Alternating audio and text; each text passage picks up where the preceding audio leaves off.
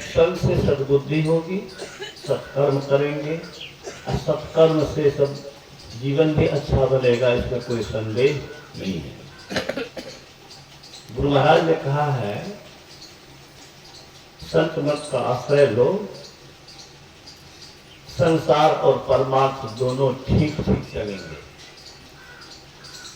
सत्संग हम लोग अगर करते हैं तो इस जीवन में संकट नहीं टलता है, उनकी कृपा नहीं होती है और उनकी कृपा से हम लोग अच्छी स्थिति में नहीं रह रहे हैं, ऐसा नहीं है।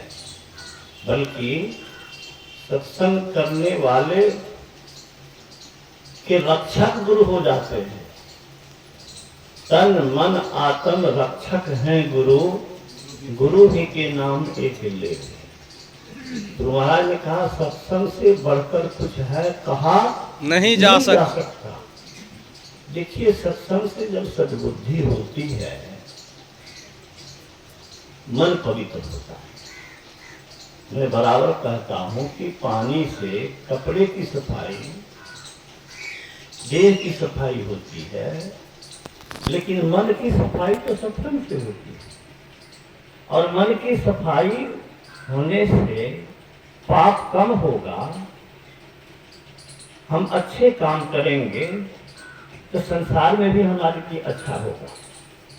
कोई अगर शराबी है, कोई अगर गलत काम करता है तो उसका परिणाम इस जीवन में भी भोगता है। इसी तरह अगर मन पवित्र रहे, हम अच्छे काम करते रहें, इस जीवन में भी हम लोग आनंद से रह सकते हैं और रहते हैं, इसमें संदेह नहीं है।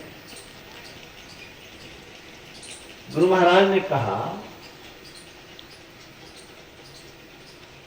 आगे लोग ही अपने को स्वस्थ समझते, कोई ऐसा नहीं जिसको मनोरोग नहीं। और सब रोग का मूल है अज्ञानता। मोह सकल व्याधिन तर मूला। अज्ञानता सब रोगों की जड़ है। मोह ममता के कारण ही गुरु महाराज कहते हैं काम क्रोध लोभ मोह ईर्ष्या द्वेष आदि विकार मन में उत्पन्न होते हैं और उसी के कारण हम पाप कसूर करते हैं। अगर मन में ज्ञान हो तो ज्ञान का अर्थ इस मरने वाला चीज, सड़ने वाला चीज, धरती आकाश का ज्ञान कोई ज्ञान नहीं है। इसको चलाने वाले का ज्ञान नहीं तो कुछ ज्ञान नहीं। शरीर का ज्ञान तो है, लेकिन शरीर को चलाने वाली जो आत्मा है, सार तत्व है, उसका ज्ञान नहीं तो सार ज्ञान नहीं। और सार ज्ञान के अभाव में ही आदमी भौतिकता की ओर दौड़ रहा है, जिस भौतिकता को संतों ने छू कर दिया। जो विषयासन संत जी मूढ़ता ही लपटात, जो नर डारत बमन करी स्वान स्वाद सो खात। हम लोग जिन चीजों को पा करके मस्त हो रहे हैं, खुश हो रहे हैं, संत लोग उसको वमन के समान, कै के समान माना है। हम लोग कै करते हैं, कुत्ता प्रेम से खाता है, लेकिन हम लोग तो कै करते हुए देखते हैं तो उल्टी होने लगती है। जो ज्ञानी है उसके लिए भूली जैसन धन जाको, सुनी सो संसार सो, भूली जैसन भाग देखो अंत कैसी आई। अंत में क्या आपको साथ देने वाला है भाई? जो कुछ नहीं जाने वाला है उसी के लिए आप लगे हुए हैं। ये कौन बुद्धिमानी है? सिर्फ स्कूल कॉलेज में पढ़ लिया कि अंत भला तो सब भला, तो अंत में क्या लेके जाएंगे आप? उसके लिए क्या कर रहे हैं? ठीक है, शरीर है, परिवार है, उसकी भी व्यवस्था हो, लेकिन यही सब कुछ नहीं है।